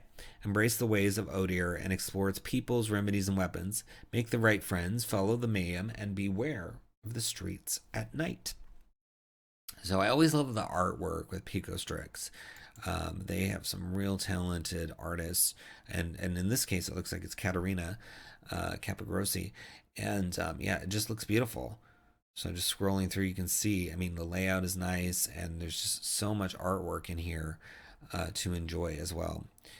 So it says, after a series of weird accidents, the merchants of Odir's daylight market are hunting down an eerie and dangerous creature known as the Scourge. During their investigation, the characters will unravel the mystery behind the Scourge afflicting the nearby market, a mystery that delves into the dark side of Odir, a world of pirates, smugglers, and forbidden substances. This adventure takes place in the statue island of Odir in the Big Empty Blue campaign setting, but can be easily placed in any other setting or campaign with islands and coastal towns, or where sapient motorfolk creatures like the Tritonids wouldn't seem too terribly out of place. So it can be a one-shot or part of a longer campaign. It says the statue island of Odir is a complex metropolis full of beauty and mystery built by humans and Tritonids upon a gigantic ancient statue in the middle of the massive ocean known as Big Blue. Odir is a safe haven for all species and peoples of the world with its large port and two major markets. The city is a hub for maritime exchange and necessary stop for many merchants traveling the large sea known as the Tritonid Dominion. Odir is a wonderful resource for all the people orbiting the northern side of the Dominion, as most routes stop by for supplies and trade. So cool. And then they give you 3 different options for the characters to basically get the quest. So I like this a lot. 48-page adventure sounds like a good size number of pages to give you all the things you need. And look at this. I mean, this artwork is always just top notch from Picostrix. So I hope you check it out. It's in the links below under Shadow Over Odir. Give it a click. Next we have Shotglass Adventures 1, The Madness of St. Avon. And as usual from Laid Back DM, it's 5th edition and OSR compatible. So you have both options. Always value that. In this case, it's on sale for $2. It's normally $3. So basically $1 per system is what you're paying here. I mean, that's a crazy good price. Author Stephen Thompson, 13 pages. It says, my first one-page scenarios for 5th edition were released in 2019 in Shotglass Adventures Volume 1. Since then, my creations have grown in scope, but I've always longed for a return to a simpler one-page, one-shot format that won me the one-page dungeon contest 2 years in a row. And that's what this is. The Madness of St. Avon is a one-page, one-shot for first-level characters for 5th edition and OSR, including full stat blocks for both 5e and OSR 1st edition monsters, as well as gridded and gridless maps. So really cool. Looking inside, here is the map. It looks fun. I like the kind of style of this and the little dark shadowy edges and stuff. It looks cool. And it's kind of a spread. So like this is the first half of the map and this is the other half. So if you view it as a spread in your PDF viewer, you'll get to see the whole dungeon as a singular spread, which is perfect for that widescreen that most of us have as our monitors these days. So you can really just have that up as you're running it if you're a DM, or you can print that spread and just lay it out and really just focus on those 2 pages. And then when you need the stat blocks, you can see they've got the 5th edition monsters back here, and then the same monsters with this 1st edition OSR blocks. And if you're somebody who is really curious about converting from OSR 1st edition to 5th edition or the other way around, you might even buy this for the $2 to just kind of experiment, because you're really going to get, it looks like, 6 different examples, and you can see both the sort of before and after versions depending on the direction you're going there, and just kind of learn about conversion. And there's other websites that teach you about that, and that's certainly not the purpose of the book. But I always like, when I'm talking about these books, rather than just reading the catalog page, I like to talk about all the different ways you can use the book, ideas for the book, to really help you get the most for your money. So yeah, these maps are pretty cool. It's nice that you have these separate pages with those gridded, non-gridded. So yeah, let's scroll back up here and read a little bit more. So I always love reading this part, this first part here, because it's like the flavor text from Laidback DM. So it says, "You have been called to the monastery of Saint Avon outside the town of Kravik. There are kobolds in the cellar," says Abbot Malk, rubbing his hands anxiously. "We age our precious wines down there. Selling them is the only income we have. The cellar used to be an ossuary, but recently some of the dead have risen. We blocked off those areas so you shouldn't have any trouble with them. The sarcophagus of St. Avon is also down there. He was the hero of a local campaign against the kobolds 18 years ago, but he went somewhat insane by the end. The ossuary was a place of meditation and contemplation for him before he died, so we've kept it as it was. Perhaps the kobolds believe stealing our wine is some sort of retroactive revenge on St. Avon, but who knows how they think. Please go down to the cellar and stop them stealing our livelihood. We can afford to pay your party a total of 100 gold pieces to clear the cellars, and you can keep any booty you find, other than our wine, of course." So you have this sort of abbot that's introducing things, right? Setting everything up, saying, go down there and clean up the mess. We're tired of it. So fun little character. And you've got the blocked corridor, crumbling ossuary, and then a section called the Madness. It says the drag marks from Area 4 lead to Area 6. The pit to the east is 500 foot deep. A murky gas rises from within, extending 15 feet from the pit's edge. Anyone entering the undulating mist must make a con save to see the creature closest to them as their greatest enemy, immediately attacking them. So that's no good. An affected creature can make a new save if they suffer damage. The kobolds know to avoid the cloud. So yeah, all of a sudden your ally becomes your enemy if you go through that cloud and inhale that gas. It says if the PCs cover the pit, they can block the flow of the gas, but it will take time to collect enough resources, and they will be subject to the gas's effects while in the existing cloud. But a survival check is enough to seal the covering to ensure no further gas leaks. While working, the PCs notice that the gas moves with a life of its own, almost as if sentient, but once the pit is covered and sealed, it no longer is a threat for now. So fun, right? And that's just one of the rooms. I don't want to give away all the rooms. You can read them all, because Laidback DM has been very generous here, letting you look at everything before you purchase it. But like I said, there's so many things you're getting here. You're getting maps that you can reuse.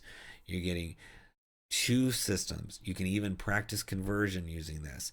You get a fun adventure that you can print out easily or display easily. So it's a very good, worthy investment, especially for just $2. So check it out. It's under Shotglass Adventures 1, The Madness of St. Avon, in the links below. Give it a click.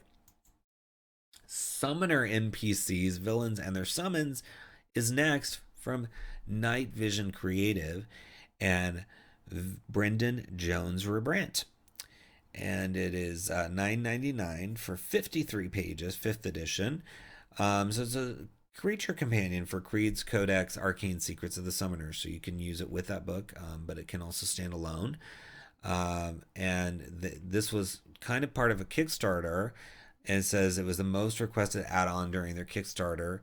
Or it says creating summoner stat blocks for use as NPCs or villains was most requested. And so you get new NPCs, villains, summons, and more. 27 stat blocks ranging from CR 1/2 to 25. 10 summoner stat blocks, including one named Villain, Sazor the Decayer, 3 new skeletons, lore for each creature with suggested ability checks, tactical descriptions for each creature providing inspiration for how they approach an encounter, 40 plus plot hooks for the creatures to provide side quest ideas, descriptive flavor, or general assistance in populating the world, 15 plus detailed skill and role-playing encounters providing ability checks, recommended DCs, failure options, and successful conclusions, 60 plus combat encounters provided with suggested party level difficulty, monster breakdown, and loot, sidebar suggestions for variations, modifying the rules, quickly adjusting the CR creatures, and everything else in here, which is cool. So let's take a look inside. So first you have the Archon. It says Archons have found their summoning abilities provide a conduit into the strength of legendary creatures. Rather than being content bringing forth weaker creatures, Archons seek to tap this power, even if just for a moment. And it says with a successful DC or investigation or insight check, characters can learn the following. So DC 20 is that Archons may have a closer relationship to one legendary creature, which is often visible in some fashion. So that's cool. You have a built-in lore DCs for things. You get tactics. What are they going to do? And then depending on the encounter, it's recommended for 4 level 5 characters. But if it's easy, it's just 1 Archon and you find a robo climbing. If it's medium, it's 1 Archon plus 2 tribal warriors and you find a potion of poison and a potion of poison resistance, all the way up to deadly, where it's 1 Archon, 1 cult fanatic, 2 cultists, and additionally 500 GP. So this is successive, right? So you get, if you do the deadly, you're going to get all the loot listed here. And then you have your stat block for the Archon, which is, of course, a summoner. And it's a CR5. And it's got stuff like expanded enhancement. The Archon gains a +1 to AC, attack rolls, damage rolls, saving throws, and save DC, which is already included in the actions. When the Archon uses a summon action to tap the power of a legendary creature, they must roll on the convergence table. Martial summons Archon melee weapon attacks have an additional 5 feet of reach and deal an additional 1d6 damage when they hit, which is included in the attack, of course. And then over here, they can summon an ancient dragon maw once per day, or they can summon kraken tentacles once per day, or a titan fist once per day. So the fist of a titan that attempts to slam it into a target within 30 feet. That creature must make a strength saving throw on the failed save. They take bludgeoning damage and are pushed 20 feet away and knocked prone, or half as much on a failed save without being knocked prone. And then you get plot hooks, as well as the meaning of life. It says an Archon has become disillusioned with their purpose and searches for a better cause. So the Archon pursues a new direction in harmony with the party. They may even join or help the party for an encounter or two, or be a recurring character that's friendly to the party. So it talks about how you would try to convince this Archon to change his ways with the DC and the types of checks you would do, and then what happens on a failure. It says the Archon in the failures takes one of the party members' responses in an undesired direction. The Archon seems to be comfortably settling into a stance opposite the parties, or the Archon decides they must do their best to thwart the party at every turn. So you can create a big enemy, or you can say, oh, thanks for the idea to enhance my skills. I'm going to go study more and become a better Archon. Oh, no, that's not what I meant. But it's too late. They took it the wrong way. And then you've got plot hooks, which I always love to see with monsters. And yeah, it just carries on with each of these different types of summoners. You've got a hive mind, you got the convergent, something called the horrifier, which is a CR8. It says horrifiers use fear as a weapon, poisoning their opponent's minds. In some parts, their abilities on the battlefield have categorized them as omens of dread, creating distrust and avoidance. Just as a fighter is more than their weapon, so too the horrifiers can be some of the friendliest around.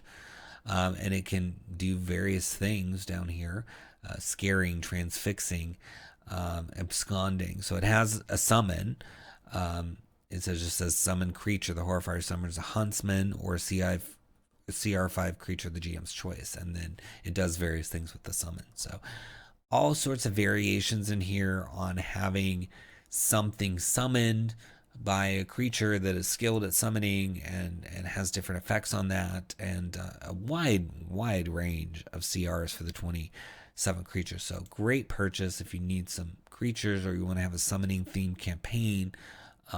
Even just one creature in your campaign that's a summoner could be a little different, which I think is exciting. So check it out.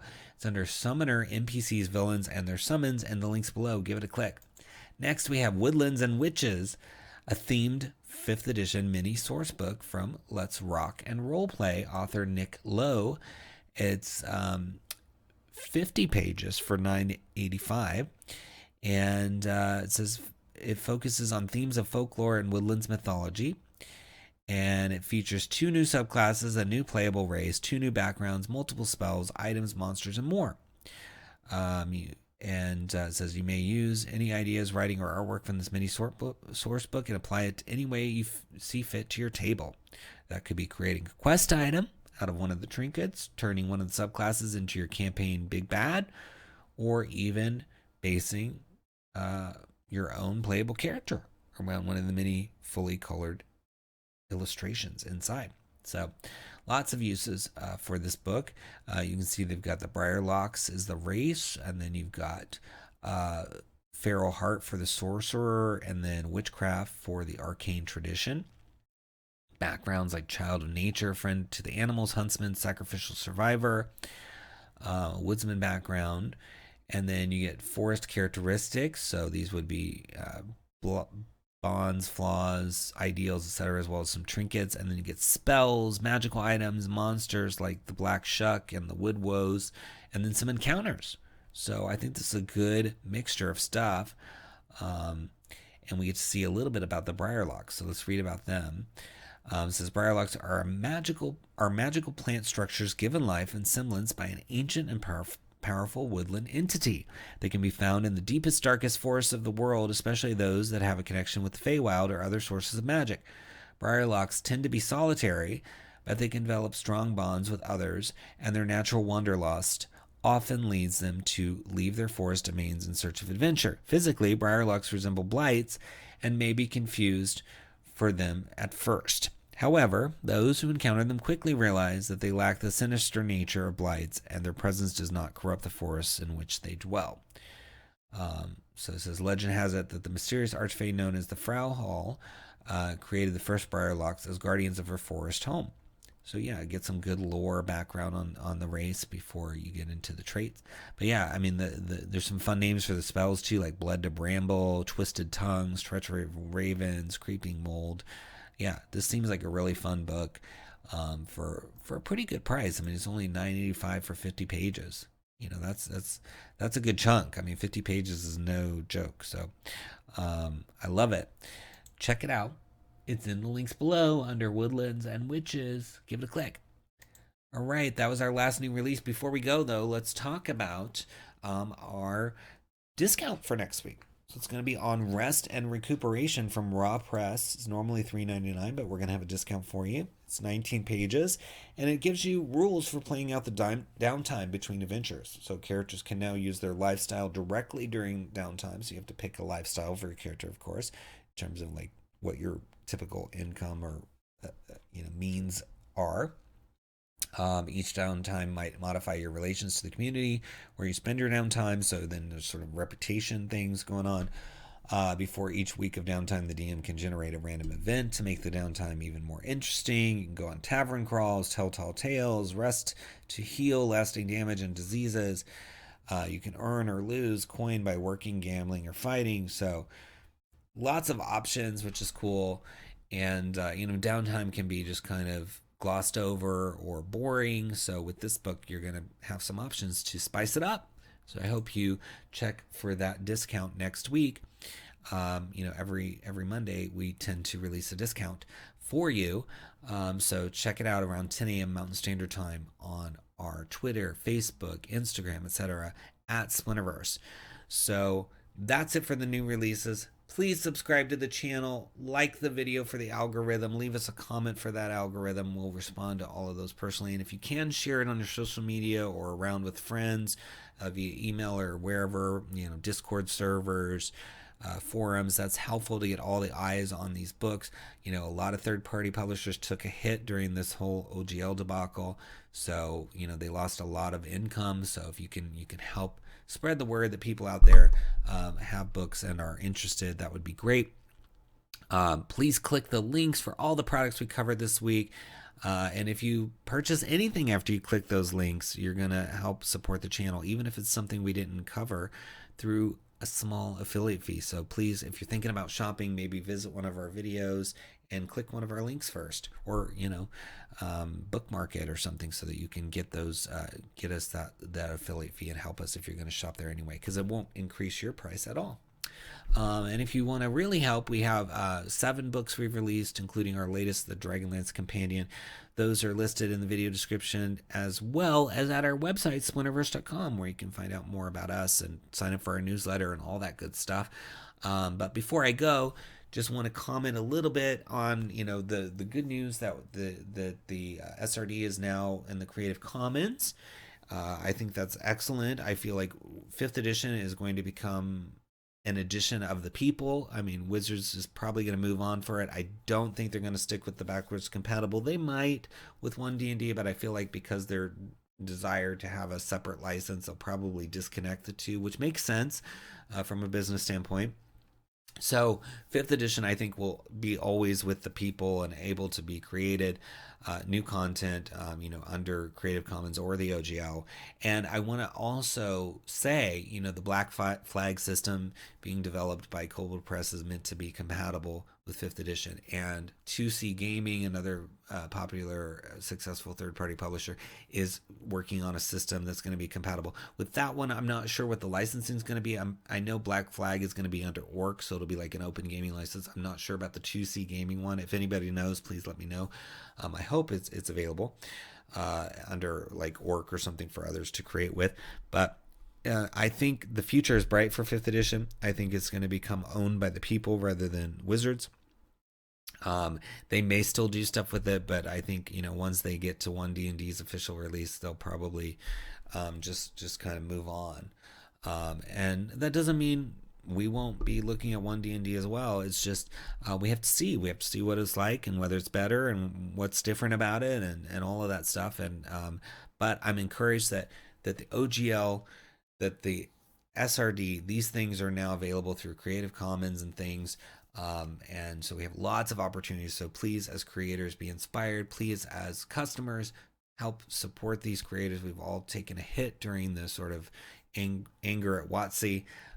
And don't take it out on the creators. As I said, people are like, oh, I don't want to play 5th edition anymore because it's supporting Dungeons and Dragons. Well, long term, you're not going to be supporting Wizards of the Coast if you play 5th edition, because they're going to move on. You're going to be supporting the creators that stay with it and take ownership of it moving forward. So just keep that in mind. And be encouraged if you are a creator listening to this, because I certainly am. All right. Thank you so much for watching. I appreciate all of you and your time spent with me every week. Thank you. And until next time, happy adventuring.